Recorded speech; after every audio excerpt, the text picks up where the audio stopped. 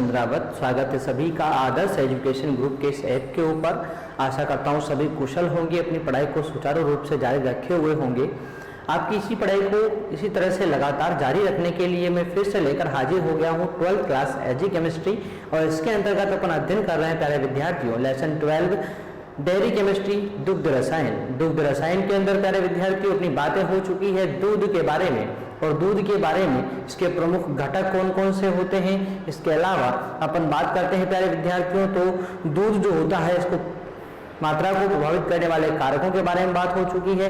ठीक है, तो इस प्रकार से बहुत सारे टॉपिक अपन पिछले सेशन में पढ़ कंप्लीट कर चुके हैं। तो जो भी प्यारे विद्यार्थी यहाँ पर नए जुड़े हैं वो पिछले सेशन जरूर जाकर देख लें ताकि आपको आगे आने वाली चीजें बिल्कुल शानदार तरीके से समझ में आ पाए। ठीक है प्यारे विद्यार्थियों, तो शुरू करते हैं आज का सेशन। और इस सेशन में मैं आप लोगों के सामने विभिन्न प्रकार के जो दूध होते हैं जिनको अलग अलग नाम, यहाँ पर दूध जो होता है प्यारे विद्यार्थियों इसको अलग अलग नाम से जो है जाना जाता है, तो उसके बारे में अपन यहाँ पर चर्चा करने वाले हैं।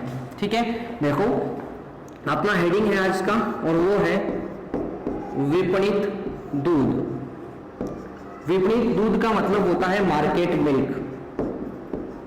मार्केट मिल्क, ठीक है प्यारे विद्यार्थियों। अब देखो विपणित दूध या मार्केट मिल्क की अपन बात करें प्यारे विद्यार्थियों तो ये जो दूध है अपने विपणित दूध जो होता है यह वह दूध है जो हमें जो पूरी तरह से प्रसंस्करित है, पूरी तरह से सुरक्षित है और पूरी तरह से स्वच्छ किया हुआ दूध है जो उपभोक्ताओं को बाजार में उपलब्ध करवाया जाता है, उसे अपन क्या बोलते हैं, विपणित दूध कहते हैं। यानी कि विपणित दूध से अभिप्राय होता है वह पूर्ण प्रसंस्करित और सुरक्षित दूध जो उपभोक्ता को बाजार में सीधा उपलब्ध होता है, जिसे वो अपने उपयोग में लेने के लिए प्रयुक्त करता है या अपने उपयोग में वो लेता है। इसी चीज को अपन क्या बोलते हैं, इसी दूध को अपन क्या बोलते हैं, विपणित दूध या मार्केट मिल्क कहते हैं। ठीक है, तो सबसे पहले मैं आपको इसकी परिभाषा यहां पर बता देता हूं। ठीक है, तो यहां पर अपन बताते हैं वह दूध जो पूर्ण प्रसंस्करित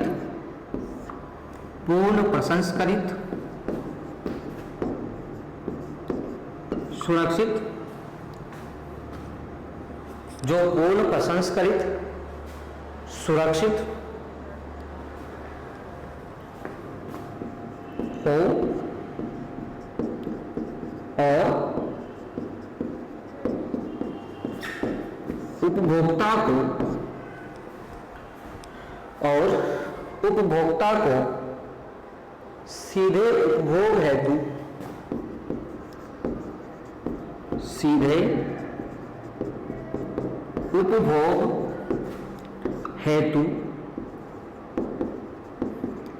बाजार में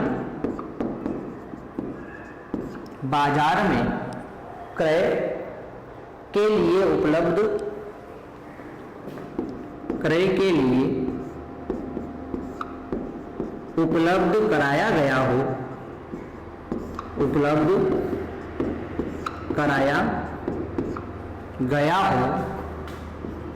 उपलब्ध कराया गया हो, वह दूध जो पूर्ण प्रसंस्करित यानी पूरी तरह से स्वच्छ किया हुआ, सुरक्षित हो और उपभोक्ता को सीधे उपभोग हेतु बाजार में क्रय के लिए उपलब्ध कराया जाता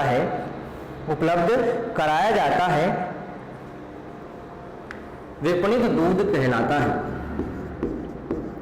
विपणित दूध कहलाता है। अब प्यारे विद्यार्थियों ये जो दूध है ना विपणित दूध, इसमें केवल वही दूध आएगा जो पूरी तरह से प्रसंस्करित हो, जिसको पूरी तरह से शुद्ध किया गया हो और वो पूरी तरह से क्या हो, सुरक्षित हो और बाजार में उपभोक्ताओं को क्रय करने के लिए सीधे उपलब्ध कराया जाता हो, उसे अपन बोलेंगे विपणित दूध। यानी कि किसी व्यक्ति के घर पर पशुओं के द्वारा दूध उत्पन्न हो रहा है और वो व्यक्ति यदि अपने घर के अंदर अपने घरेलू उपभोग हेतु दूध को रख लेता है तो उस दूध को अपन विपणित दूध नहीं कहेंगे।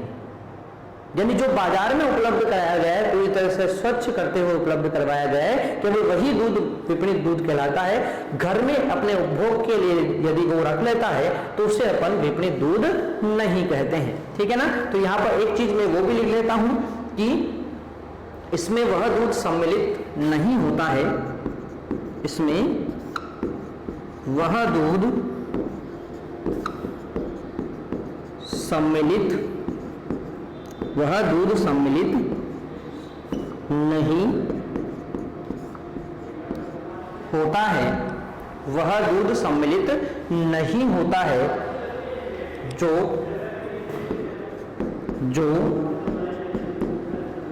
उत्पादक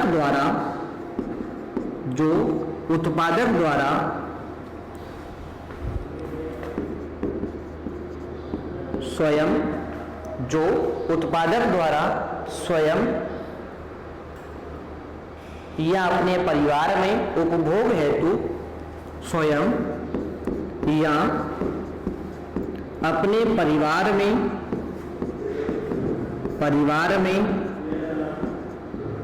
उपभोग हेतु रख लिया गया हो। यानी कि जो उत्पादक जो होता है ना, वो अपने परिवार में या अपने स्वयं के उपभोग हेतु कोई दूध रख लेता है तो वो विपणित दूध की श्रेणी में नहीं आएगा। विपणित दूध में केवल वही आएगा जो उपभोक्ताओं को उपलब्ध करवाया गया है मार्केट में। ठीक है। तो यहां पर अपन बात यहां पर इसके बारे में कर रहे हैं प्यारे विद्यार्थियों। ठीक है। तो इस प्रकार से यहां पर जो है आशा करता हूं आपको विपणित दूध के बारे में जानकारी उपलब्ध हो गई होगी।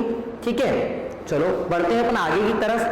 एक और चीज आप लोग ध्यान रखेंगे यहाँ पर कि इसमें ब्याने से 15 दिन पहले और 5 दिन बाद का स्त्राव जो होता है वो सम्मिलित नहीं होगा। यानी कि इसमें ब्याहने से 15 दिन पूर्व तथा 5 दिन बाद तक का स्त्राव सम्मिलित नहीं होता है, सम्मिलित नहीं होता है। ठीक है। तो ये बात भी आप लोग ध्यान रखेंगे यहाँ पर कि इसमें जो ब्याहने से 15 दिन पहले और 5 दिन बाद का जो दूध होगा वो भी यहाँ पर सम्मिलित नहीं होगा। ठीक है। तो ये बात हो गई अपनी विपणित दूध या मार्केट मिल्क के बारे में।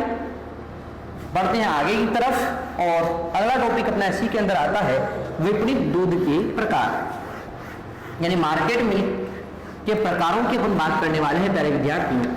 तो हेडिंग है अपना विपणित दूध के प्रकार। विपणित दूध के प्रकार।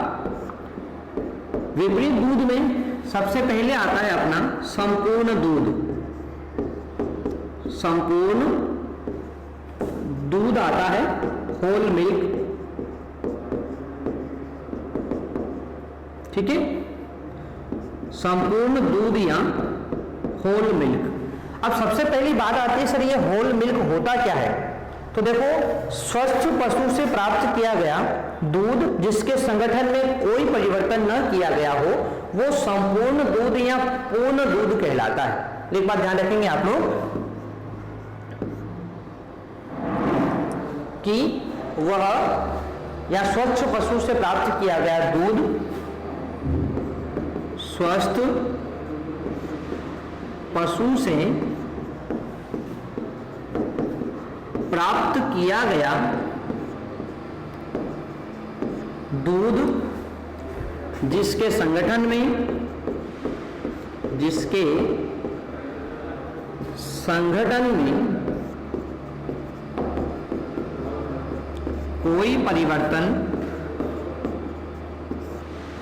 कोई परिवर्तन ना किया गया हो संपूर्ण दूध कहलाता है।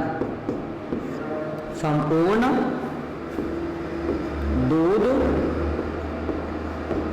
कहलाता है। ठीक है, तो वो क्या कहलाएगा? संपूर्ण दूध कहलाता है प्यारे विद्यार्थियों, होल मिल्क कहलाता है।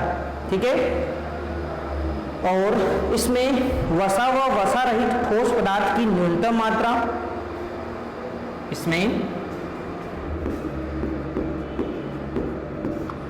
वसा एवं वसा रहित ठोस पदार्थ की न्यूनतम मात्रा गाय के दूध में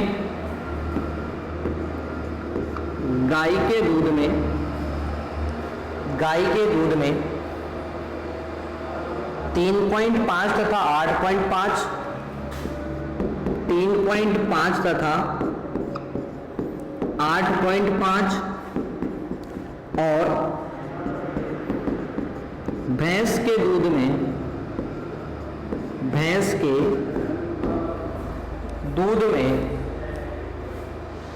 6 तथा 9, 6 तथा 9 होती है। ठीक है, तो ये है मेरे विद्यार्थियों यहाँ पर बात कि संपूर्ण मिल्क किसे कहेंगे, संपूर्ण दूध किसे कहेंगे। तो आपको बता दिया गया है कि स्वस्थ पशु से, एक तो स्वस्थ पशु हो, स्वच्छ पशु हो, उससे प्राप्त किया गया दूध जिसके संगठन में कोई परिवर्तन नहीं किया गया है, उसे अपन बोलते हैं संपूर्ण दूध या होल मिल्क। ठीक है, तो ये बात आप लोग ध्यान रखेंगे। उसके बाद अगला प्रकार का दूध आता है और वो होता है प्यारे विद्यार्थी यहाँ पर मानकीकृत दूध। आप लोग साथ के साथ इसका स्क्रीनशॉट लेते रहें ताकि आपको जो है लिखने में, नोट्स बनाने में कोई दिक्कत का सामना ना करना पड़े। ठीक है, तो मानकीकृत दूध, मानकीकृत दूध स्टैंडर्डाइज्ड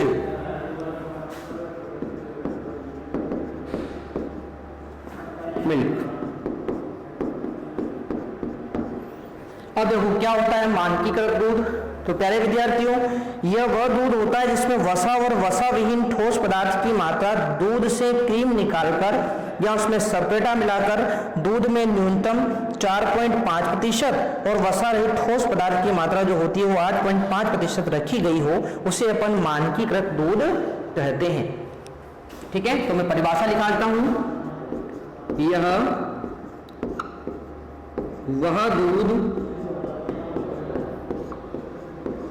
वह दूध होता है जिसमें वसा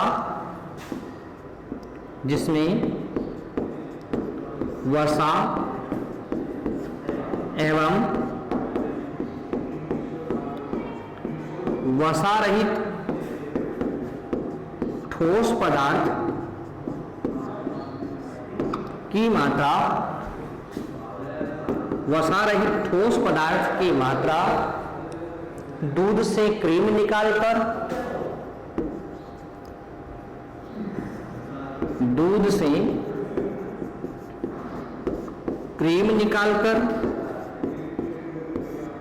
या सपेटा मिलाकर दूध से क्रीम निकालकर या सपेटा मिलाकर वसा 4.5%, न्यूनतम वसा 4.5% तथा वसा रहित ठोस पदार्थ 8.5% रखे गए हों, मात्रा रखी गई हो मानकीकृत दूध कहलाता है। मानकीकृत दूध कहलाता है। ठीक है मेरे विद्यार्थियों, तो ये है अपना मानकीकृत दूध की परिभाषा, मैंने आपको बता दी है। यानी कि वह दूध जिसमें अपन सेपरेटा मिलाकर या फिर उसमें क्रीम निकालकर उसमें दूध के अंदर जो वसा होती है उसकी मात्रा 4.5% रख दें, वसा रहित ठोस पदार्थ की मात्रा 8.5% रख दें, तो ऐसा दूध क्या कहलाता है? मानकीकृत दूध कहलाता है, स्टैंडर्डाइज्ड दूध कहलाता है। ठीक है मेरे विद्यार्थियों, चलो आगे बढ़ते हैं। अगला प्रकार कौन सा आता है सर? तो देखो दूध का नेक्स्ट प्रकार हम बात करें तो वो आता है टोन्ड दूध।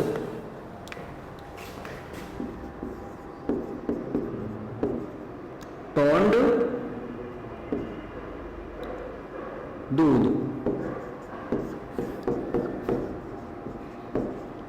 Toned milk. अब देखो ये क्या चीज होती है? टोन्ड मिल्क क्या होता है? तो देखो जब पूर्ण दूध में पानी तथा सेपरेटा दूध के पाउडर को मिलाकर टोन्ड दूध प्राप्त किया जाता है। यानी कि जब अपन पूर्ण दूध के अंदर पानी मिला दें या सेपरेटा पाउडर मिला दें तो जो दूध बनता है वो क्या होता है? आपका टोन्ड दूध होता है। तो लिखेंगे अपन पूर्ण दूध में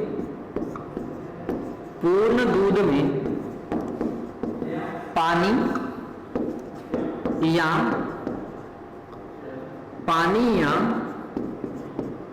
सेपरेटा मिलाकर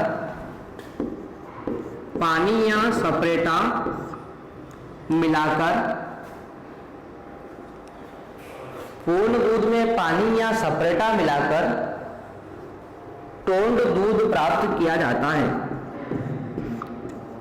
टोन्ड दूध प्राप्त किया जाता है। ठीक है, तो पानी मिला दें या सेपरेटा पाउडर मिला दें तो इससे टोन्ड दूध प्राप्त हो जाएगा। और इसमें वसा की न्यूनतम मात्राएं, इसमें न्यूनतम वसा 3% तथा वसा रहित ठोस पदार्थ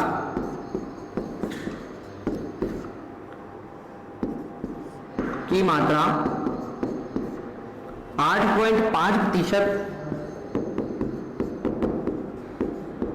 निर्धारित की गई है। तो इस प्रकार से ये जो टोन्ड दूध है किस प्रकार से बनता है मैंने आपको बता दिया है कि पूर्ण दूध में जब अपन पानी मिला दें या सेपरेटा पाउडर मिला दें, ठीक है, तो इससे टोन्ड दूध प्राप्त होता है। इसमें न्यूनतम वसा की मात्रा 3% और वसा रहित ठोस पदार्थ की मात्रा जो होती है वो यहाँ पर 8.5% निर्धारित की गई है प्यारे विद्यार्थियों। ठीक है, चलो आगे बढ़ते हैं। अगला आता है डबल टोन्ड दूध। डबल टोन्ड दूध, DOUB, डबल टोन्ड मिल्क। ठीक है, तो देखो प्यारे विद्यार्थियों डबल टोन्ड मिल्क क्या होता है? तो उसमें क्या होगा? वसा और वसा रहित ठोस पदार्थ की मात्रा और कम कर दी जाएगी, यानी कि वसा की मात्रा थोड़ी और कम कर दी जाएगी और इसमें वसा रहित ठोस पदार्थ की मात्रा क्या हो जाएगी? थोड़ी सी बढ़ जाएगी। ठीक है ना, तो आप लोग यहां पर देखेंगे कि इसमें न्यूनतम वसा 1.5%, यानी आधी कर दी है अपन ने ना, डबल टोन करके आधी कर दी है। तो इसमें न्यूनतम वसा की मात्रा 1.5% तथा वसा रहित ठोस पदार्थ